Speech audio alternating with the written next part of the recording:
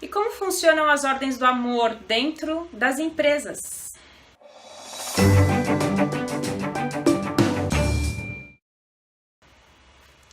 Oi, meu nome é Juliana Slicker e eu venho falar com você nesse canal sobre constelação familiar, um tema que eu gosto muito de falar, gosto muito de trabalhar. E hoje eu quero falar sobre constelação empresarial ou organizacional, né? Porque a constelação a gente chama de constelação familiar, ela sempre remete ao nosso sistema familiar, mas ela também fala sobre sistemas, né? E uma empresa é um sistema. Significa que as ordens do amor, tudo que a gente aprende sobre a nossa família, ela também funciona nos outros sistemas que a gente participa, do que a gente faz parte, né? E um deles são as empresas que a gente trabalha. Ou se a gente não trabalha em empresa, né? Quando a gente pensa em empresas, significa que as ordens elas estão regendo lá aquele sistema. Bom, então vamos falar rapidamente sobre cada uma das ordens para vocês entenderem como funciona então as ordens dentro das empresas.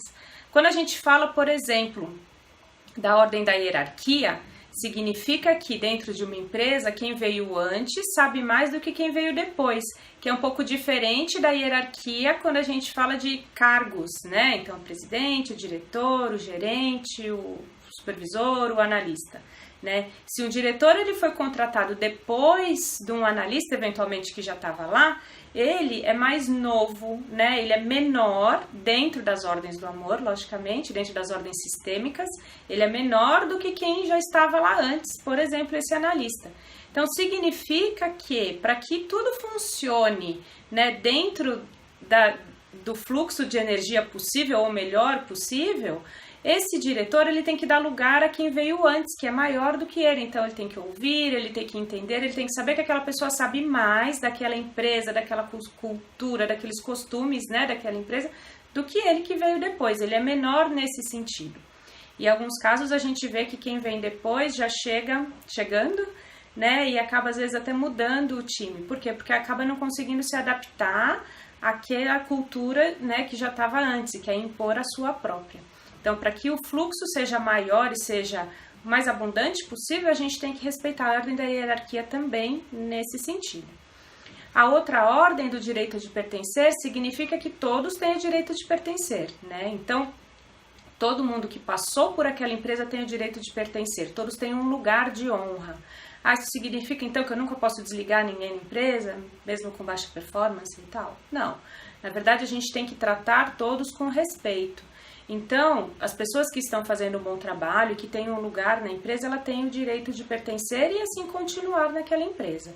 Se por alguma razão, ou por baixa performance, ou por crise, a empresa não consegue mais manter o funcionário, esse desligamento tem que ser feito com cuidado, dando um lugar àquela pessoa, sabendo que aquela pessoa existiu e que todo aquele histórico que aquela pessoa trouxe e contribuiu para a empresa continua lá. Então, essa pessoa que participou da empresa nesse momento, ela tem um lugar de honra ainda dentro da empresa. Então, é muito mais uma questão energética, né, do que de fato manter todo mundo lá dentro da empresa.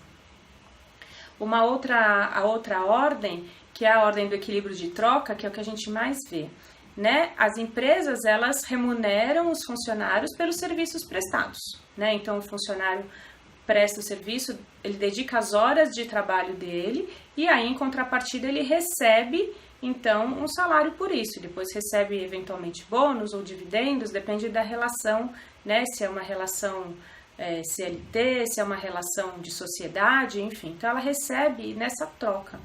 Quando a empresa dá demais, o funcionário ele pode sentir que ele está recebendo demais e ele acaba perdendo o interesse por aquela empresa. Então, a troca começa a ser desequilibrada. Ou quando a empresa dá muito, quando eu já falei outras vezes, né? Quando a gente tem um desequilíbrio de troca muito grande, é como se a empresa fosse maior e o funcionário se sente, então, indigno de receber tudo aquilo. Então, quando ele sai da empresa, ele pode voltar e processar a empresa, voltar para processar a empresa, para como ter a dignidade de volta. E como que é essa dignidade de volta? Através do dinheiro, através de, né, prejudicar aquela empresa. Esse desequilíbrio de troca é bem complexo da gente entender, mas é simples assim. Quando você desequilibra essa troca muito, né, o funcionário nunca vai conseguir retribuir a altura de tudo que ele recebeu, ou seja, ele recebeu muito mais, ele de alguma maneira ele tenta diminuir esse espaço aqui. E aí então é quando entram os processos, as ações trabalhistas e tudo. Então, tudo também, quando a gente pensa em relações, né, de pessoas dentro de empresas, elas também são regidas pelas ordens do amor, né, pelas ordens sistêmicas, como quiser chamar, porque a gente fala de sistemas, né, a gente fala das ordens dentro dos sistemas. Então, dessa maneira que a gente entende a constelação empresarial. É muito interessante também o trabalho de constelação dentro das empresas, quando a gente faz a constelação olhando para as áreas e para os departamentos dentro da empresa. E esse é um outro assunto que eu vou deixar para o próximo vídeo, para esse vídeo não ficar muito comprido, mas aguenta aí que daqui a pouquinho eu gravo de novo falando sobre as constelações. Então, de fato, quando a gente pensa em áreas, em departamentos, é bastante interessante, tá bom? Espero que esse tema tenha sido interessante para você que está assistindo o meu canal. Se você gostou, dá um like aqui embaixo. Não esquece de se inscrever, se você não se inscreveu ainda. E se você está inscrito, tem um lugar aqui em cima que você pode clicar num sininho para você sempre receber notificação quando tem vídeo novo, tá bom? Muito obrigada, a gente se vê no próximo vídeo. Beijo, tchau, tchau.